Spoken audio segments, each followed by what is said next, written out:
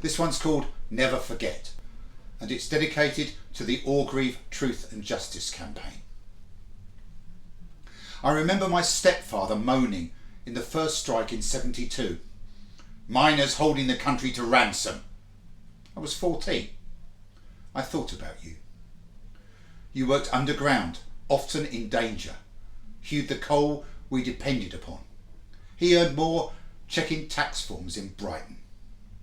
I knew then just whose side I was on.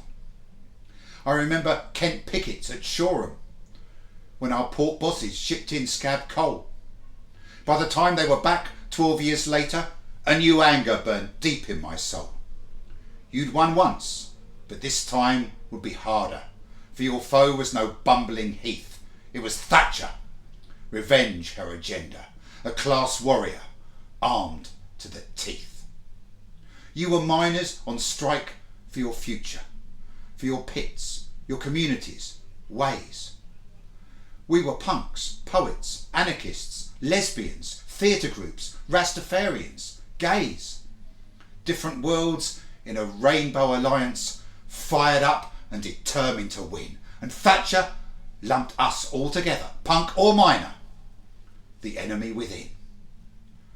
As a poet, I crisscrossed the country, from Durham to Yorkshire to Kent, doing benefits, arguing, learning, raising funds that were so quickly spent, playing a tiny role in that great battle that you fought so hard and to the last, a battle so proudly remembered, now that 30 long years have gone past.